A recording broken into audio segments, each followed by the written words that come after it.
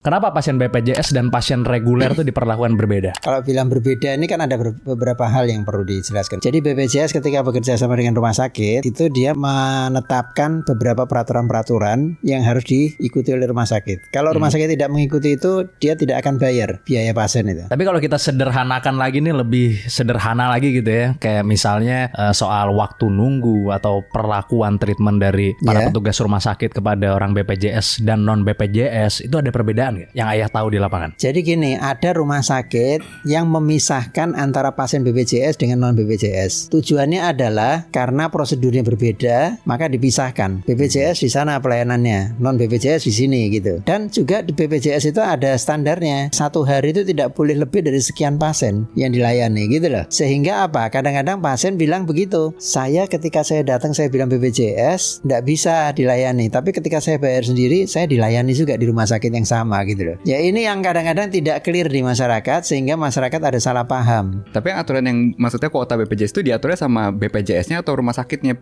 masing-masing ya? BPJS yang ngatur. Oh, BPJS yang ngatur kuotanya ya. Jadi rumah sakit tinggal comply aja gitu ya dengan harus peraturan menjalankan itu. Karena BPJS ini asuransi sosial ya. Jadi asuransi sosial itu asuransi untuk masyarakat banyak dibiayai oleh negara terutama. Kan disubsidi negara itu. Tapi kalau dari perlakuan petugas rumah sakitnya ada perbedaan nggak? Pernah nggak menemui ada perbedaan gitu di lapangan? Misalnya lebih judes misalnya atau apa gitu kan? Soalnya waktu itu pernah ada viral anggota rumah sakit itu dia bikin video kalau pasien BPJS tiduran dia tiduran ya kan nggak mau ngelayanin. Tapi kalau pasien reguler dia joget-joget seneng. Ya jadi gini, orang-orang yang istilahnya moralnya kurang bagus pasti ada.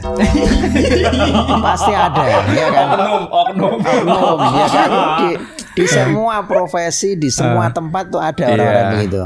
Makanya kalau Ayah dulu kan kalau masuk di satu rumah sakit misalnya ya, itu pertama kali kan saya kumpulkan semua. Saya bilang begini, ini Anda semua saya tahu tidak semuanya baik, tapi saya yakin di sini pasti ada orang-orang baik. Karena kalau tidak ada orang baik, rumah sakit ini tidak akan jalan. Nah itu contohnya. Jadi tetap ada yang namanya terorisnya itu ada pasti di rumah sakit. Mana KTP-nya? Ya. Isi dulu formulir ini. Tapi gue bingung deh, buat perawat itu maksudnya sama aja kan? Mereka dapatnya bulanan kan? Jadi mau ngurusin yang pribadi kayak yang BPJS kayak sama aja kan? Iya sih.